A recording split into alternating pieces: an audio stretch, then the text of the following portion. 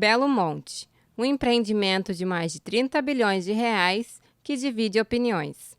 O desenvolvimento como questão central e uma obra que pode gerar milhares de empregos precisam ser analisados em contraponto a uma série de conflitos, principalmente em função dos impactos ambientais e sociais que tem causado.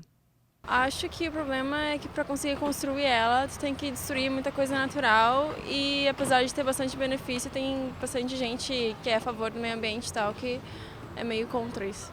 É isso que eu sei. Contra é o fato de que talvez a instalação da usina hidrelétrica naquele local faça com que a fauna e o ecossistema do local no geral seja afetado. Os pontos a favor, eu acredito que seja a geração de uma energia barata e que não afeta tanto, que é uma energia renovável, né? Os contras acaba sendo o desmatamento, né? É muito prejudicial à população ribeirinha, à população indígena. Acaba sendo um local que é muito rico, mas que acaba sendo desmatado e perdido em função da usina hidrelétrica, em função de um bem, entre aspas, que vai acabar gerando renda para o capital. Tem a questão cultural dos povos que já estão naquele ambiente, né, e que vão ter que mudar, então muita coisa vai ser perdida em todos os sentidos, desde a questão do dia a dia, as suas vivências, sua cultura, o seu modo de ser. Tem a ver com áreas que eram habitadas por pessoas com baixa renda, que dependiam da terra, ou por indígenas, que vão ser afetadas porque vão ser deslocadas das suas terras para outras, né? O principal é justamente o desalojamento da população e também tem o outro lado que provavelmente com a capacidade de Belo Monte poderia ter um impacto no preço da energia elétrica, né, na tarifa. Então é claro que tem um lado positivo. A construção da usina hidrelétrica de Belo Monte iniciou-se em 2011, mas os conflitos que envolvem estas e outras obras da região amazônica vêm desde a década de 80. Desde então, conflitos ambientais e sociais têm se formado em torno dessas obras. Por isso, a professora de Sociologia Lorena Fleury aborda estes e outros impactos causados em contraponto às políticas de desenvolvimento. Acompanhe agora no Pesquisa em Pauta. Então, Lorena, primeiramente, eu gostaria de te agradecer por ter vindo aqui hoje, te parabenizar também pelo teu prêmio, tu ganhou da URGS Tese 2014, e pedir para te contar um pouco da tua trajetória acadêmica. Tá, ok. Bom, então, obrigada pelo convite, é um prazer estar aqui conversando com vocês. Bom, a minha trajetória acadêmica, eu brinco que ela é não é muito ortodoxa, porque eu sou graduada em Ciências Biológicas, né, em Biologia, na Federal de Minas Gerais, na Universidade Federal de Minas Gerais. Eu sou mineira, fiz a minha graduação lá, e aí no final da minha graduação em Biologia, eu sempre fui para a área das ciências ambientais, da ecologia, bacharel em ecologia. E aí eu fui percebendo, trabalhando com conservação ambiental, eu fui percebendo que tinha alguns limites da conservação, de ficar apenas pela perspectiva da biologia, porque afinal não se faz conservação ambiental sem considerar as pessoas que estão ali no redor. E isso começou a me incomodar, eu comecei a procurar, então, algumas outras fontes, né, para tentar entender. Tinha uma questão que era bem específica, que era da conservação ambiental no Cerrado, principalmente áreas de conservação, tipo parques nacionais. Eu trabalhei e conheci o Parque Nacional em Goiás, divisa entre Goiás, Mato Grosso e Mato Grosso do Sul, que era uma ilha de conservação ambiental em meio à agricultura. E essa agricultura era tida como uma das mais importantes do Brasil, aquela agricultura de exportação, de soja, basicamente feita por gaúchos que tinham migrado para essa região na década de 80, mais ou menos. Então eu queria entender como se dá a relação entre conservação, agricultura e desenvolvimento. Para entender um pouco mais, eu percebi que não poderia ficar só na biologia, por isso eu vim fazer um mestrado multidisciplinar aqui na URGS, no programa de pós-graduação em desenvolvimento rural. A partir daí eu continuei trabalhando descobri o tema dos conflitos ambientais, que é uma temática da sociologia, então eu venho trabalhando desde 2006 nessa grande área dos conflitos ambientais e depois eu resolvi fazer o doutorado disciplinar na sociologia para ficar com um aporte também teórico consolidado nessa área. Então tem biologia, depois multidisciplinar em desenvolvimento rural, depois sociologia. E hoje eu sou professora aqui na sociologia. Certo. Em linhas gerais, tu podia explicar um pouco pra gente o que foi a tua pesquisa lá na Amazônia, com com a ênfase na usina hidrelétrica? Isso, sim. Então, como eu vim falando para vocês, eu fui descobrindo essa área de pesquisa que era dos conflitos ambientais. Mas essa área, ela tem alguns estudos, mas eu vinha percebendo, no meu mestrado principalmente, que eram estudos basicamente descritivos de conflitos que as pessoas que tinham como característica peculiar que a natureza, né, de certa forma, ou o ambiente, melhor dizendo, estava no centro das disputas, mas não tinha ainda muita discussão teórica consolidada sobre isso. E eu pretendia, no meu doutorado, poder discutir quais as possibilidades dessa categoria analítica de conflito ambiental. Só que eu não queria que ficasse um ensaio, ou seja, que não ficasse um discurso apenas em que eu fosse... Tem toda a validade do ensaio, mas na sociologia sempre é bom a gente tentar vincular essa discussão teórica a alguma discussão empírica, alguma problemática mais ancorada, né, na realidade, digamos assim. E aí, buscando como eu poderia sustentar a discussão teórica que eu queria fazer em algum conflito ambiental, eu me dei conta que a gente estava, naquele momento, isso era em 2009, começando a dar os sinais de um grande conflito que era em torno da construção dessa usina hidrelétrica de Belo Monte, que é uma hidrelétrica que está planejada para ser a terceira maior do mundo em capacidade instalada, mas que vinha sendo tentada de se construir desde meados para o final de 1970, em que tinha nas suas origens o que começou a ser conhecido como socioambientalismo, que é um ambientalismo meio que brasileira, que a gente pode dizer, porque até então o modelo de ambientalismo era um modelo muito centrado naquele modelo dos Estados Unidos, de que para conservar a gente precisa tirar todas as pessoas, né, e fazer essa ideia de ilha de conservação. E lá na Amazônia não, as pessoas começaram principalmente a luta dos povos da floresta, muito com a liderança mais conhecida é o Chico Mendes, né, dos seringueiros, povos extrativistas em geral, começaram a falar, não, nós que vivemos na floresta somos quem melhor a conhece, que melhor poderemos fazer a sua conservação. O socioambientalismo, ele tem como um dos marcos mais importantes a rejeição ao projeto de construção da usina hidrelétrica de Cararaú, que é, em termos gerais, a hidrelétrica que hoje está sendo construída, que é a hidrelétrica de Belo Monte, com algumas mudanças no projeto, mas é na bacia do Xingu, mais ou menos na mesma localidade. Então eu percebi que esse seria um grande conflito, um conflito de onde eu teria muito a estudar, muito a tentar entender, por isso me daria substrato para eu fazer a discussão teórica mais geral que eu queria, e aí então eu resolvi adotar como pesquisa de campo esse conflito em torno da hidrelétrica de Belo Monte. Bom, aí a minha tese, então, virou essa discussão mais geral sobre conflitos ambientais, sobre o conceito de conflitos ambientais, com foco na construção da usina hidrelétrica de Belo Monte. Sim. E aí, quando tu decidiu partir desse ponto, como tu delineou a pesquisa? De onde tu iniciou? O que tu queria atingir com isso? Bom, o primeiro passo, eu estando aqui em Porto Alegre, né, fazendo doutorado aqui na Sociologia da URGS, para pesquisar esse conflito que era lá no Pará, eu tive que ir me aproximando dele aos poucos. Então, primeiro eu comecei a fazer uma vasta pesquisa pela internet de tudo que estava sendo publicado, todas as repercussões desse conflito. E aí, nesse caso, a imprensa tem um papel muito importante, principalmente as mídias digitais, né, dava uma facilidade de acesso muito maior às questões que estavam aparecendo naquele momento no conflito. Fiz um uso forte também nesse contato, nessa fase de aproximação das redes sociais, por exemplo, o Twitter foi muito importante, porque eu comecei a seguir alguns grupos, seja de ONGs ambientalistas, sejam movimentos sociais, até a própria empresa também tem uma conta no Twitter, então eu comecei a mapear esse conflito por ali. Depois dessa aproximação, eu fiz uma pesquisa de campo exploratória, teve o Fórum Social Panamazônico na Amazônia, né, na cidade de Santarém, que também é no Pará, então eu fui para lá, fiz uma pesquisa curta, fiquei um período um pouco menor do que um mês, já conhecendo as pessoas, falando com as principais lideranças, conhecendo a localidade, para aí decidir se realmente era esse o conflito que eu ia querer pesquisar e se eu teria fôlego, né, para fazer essa pesquisa. Quando eu percebi que sim, que eu fiquei encantada com essa questão, aí eu percebi então que eu precisaria fazer um trabalho de campo um pouco mais prolongado, uma pesquisa de campo mais prolongada.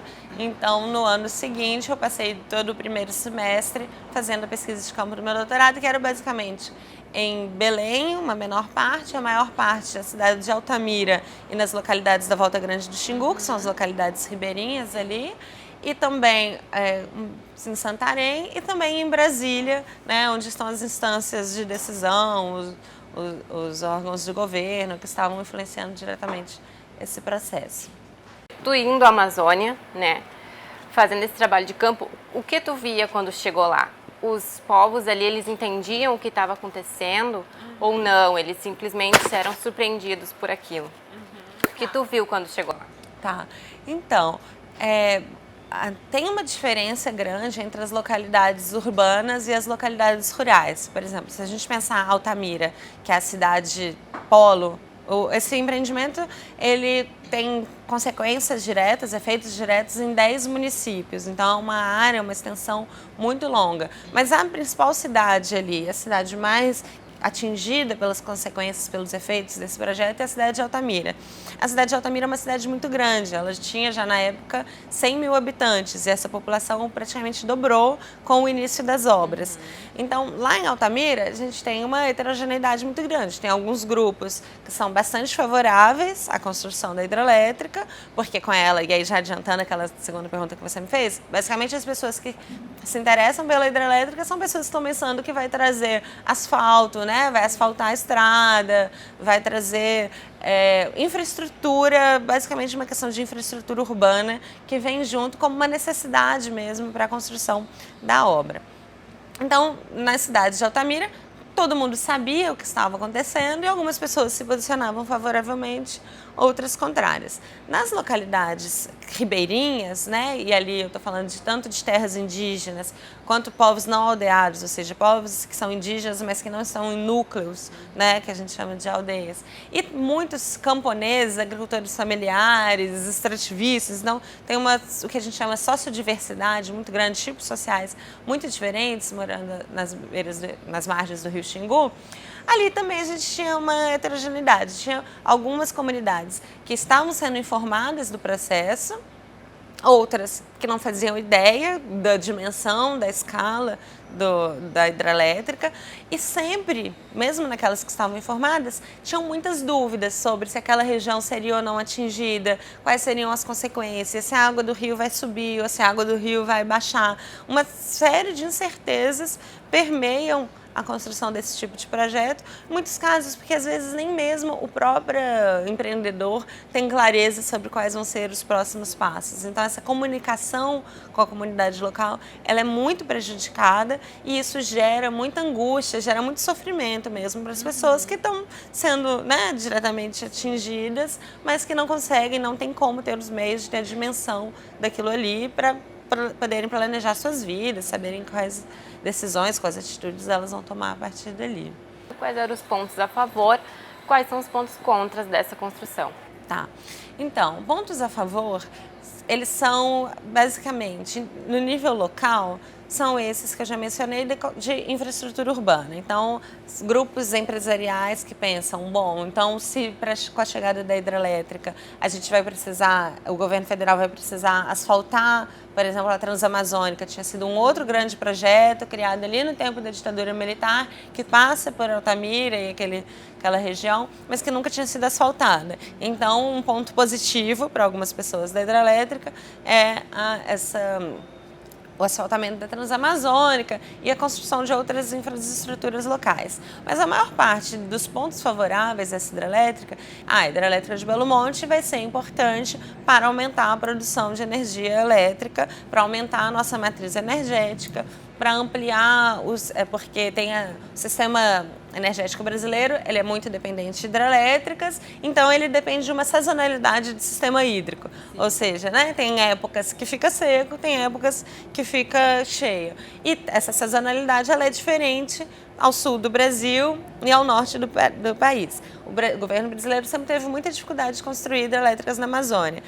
O propósito da construção, não só de Belo Monte, mas de várias hidrelétricas recentes na Amazônia, como Santo Antônio, Jirau, agora no Tapajós, é conseguir suprir essa sazonalidade, ter acesso a essas bacias amazônicas que permitiriam, então, um suporte hídrico que daria conta, né, na época que o sul e o sudeste estivessem com seca, se usufruiria das cheias na Amazônia.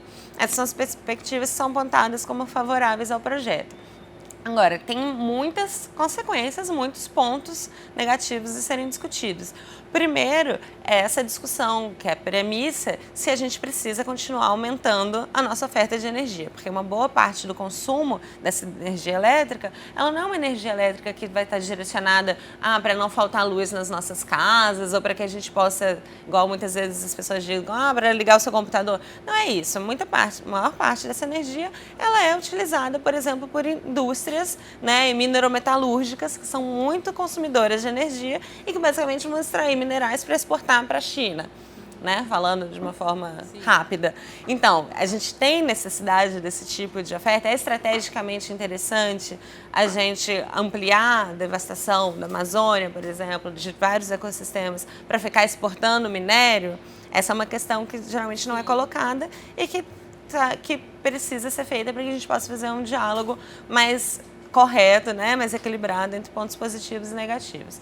A segunda é se essa fonte de energia é uma energia limpa, porque é uma energia que, primeiro, esses reservatórios, eles emitem muito gás de efeito estufa, né, por processo de eutrofização do lago, etc. Então, tem uma contribuição importante também para questões que agora estão se colocando cada vez mais urgentes, como aquecimento global, né?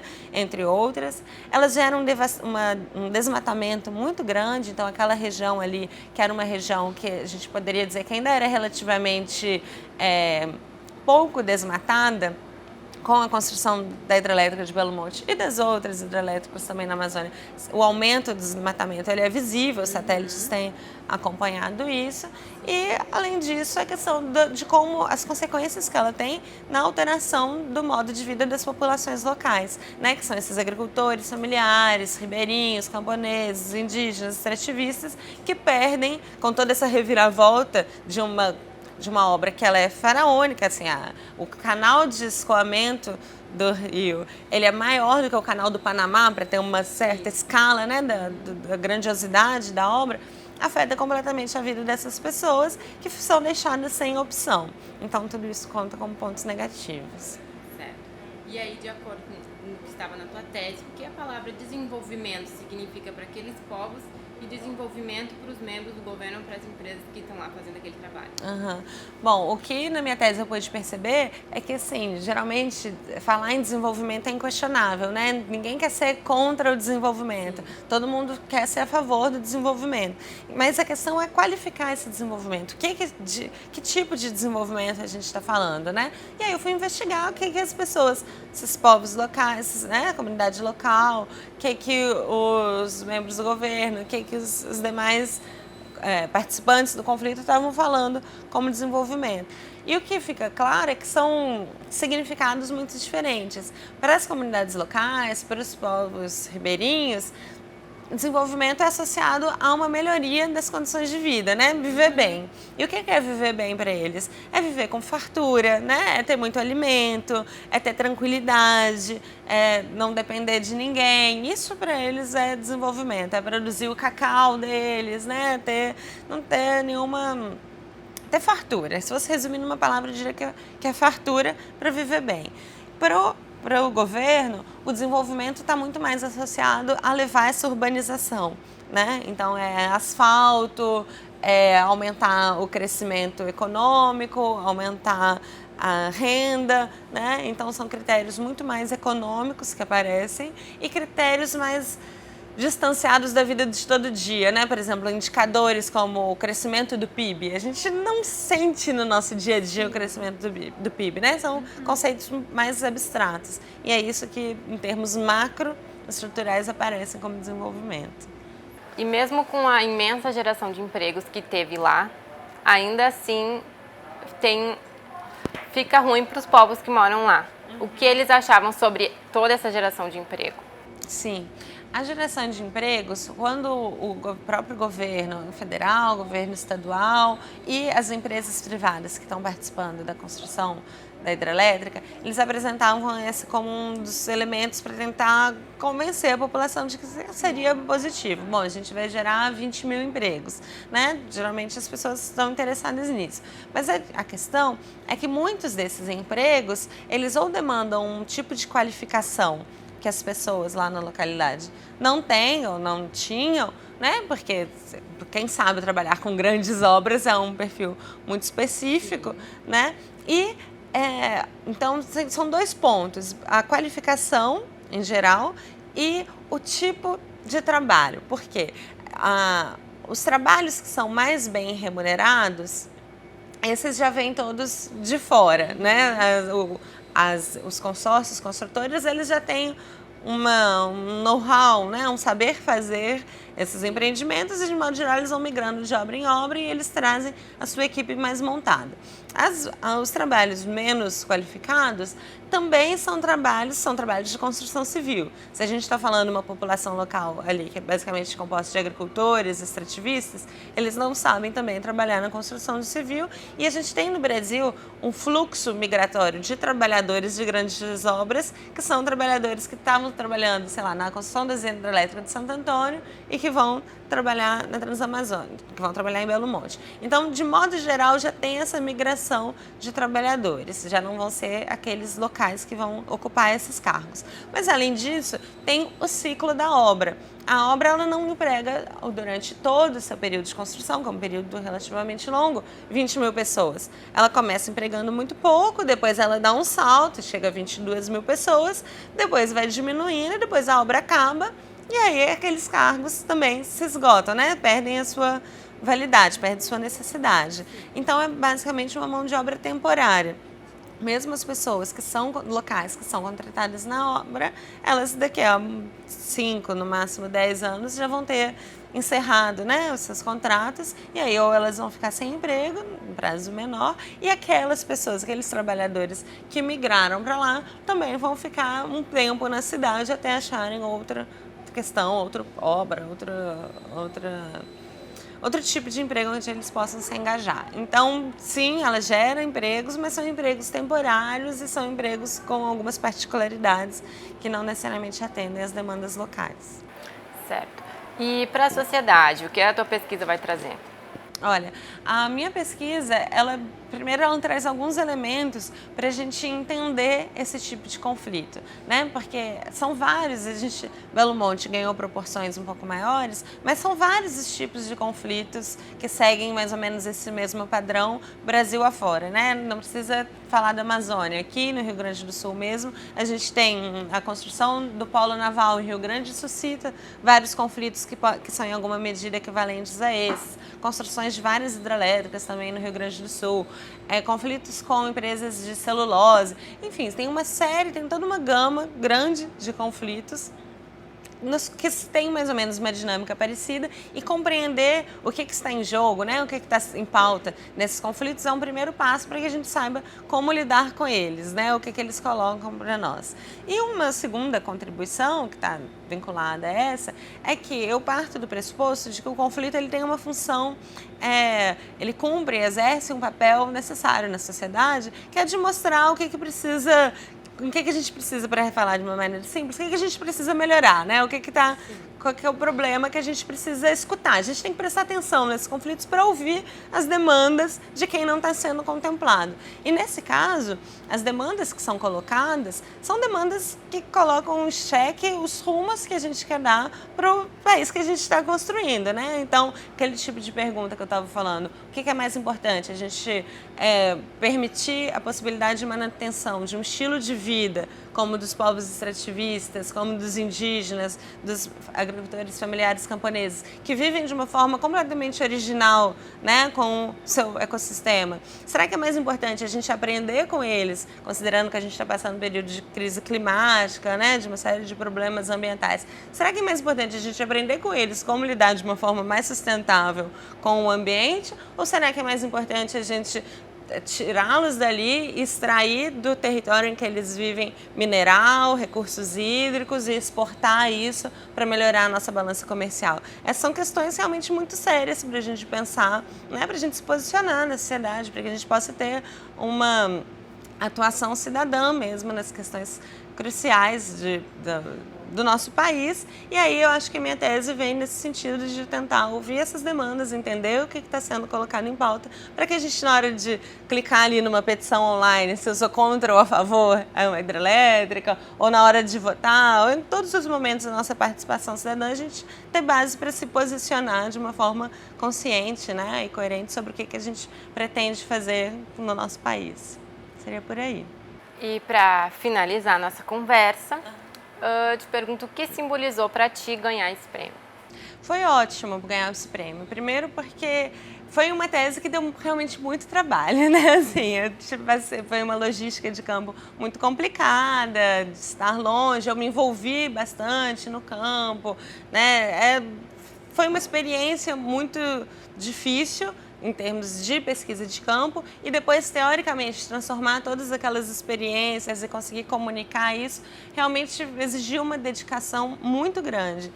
E a gente vê que essa dedicação é reconhecida, serve como um estímulo muito grande, né? Serve como realmente, poxa, valeu a pena me dedicar. E eu vejo que as pessoas que então eram os meus colegas, hoje alguns dos meus alunos, é um estímulo. A gente vê que a própria UNGS estimula que as pessoas façam bons trabalhos, que se dediquem, que levem a sério, porque depois esses trabalhos podem ser reconhecidos. Eu acho que para que a gente... É preciso ter estímulos, muitas vezes, para que as pessoas se dediquem o suficiente a fazerem os seus trabalhos. E um prêmio como esse é uma forma de estímulo bastante importante. Além disso, o trabalho, esse prêmio, mesmo sendo um prêmio local da universidade, ele permitiu uma repercussão grande do meu trabalho. Isso também é bastante interessante. Pessoas, pesquisadores de outras regiões viram, olha, eu vi que sua tese ganhou um prêmio, parabéns, eu quero baixar, eu quero ler.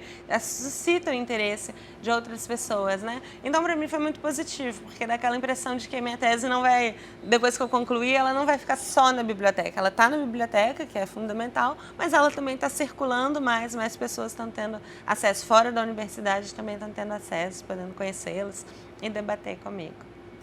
Era isso, muito obrigada, Lorena. Obrigada a você.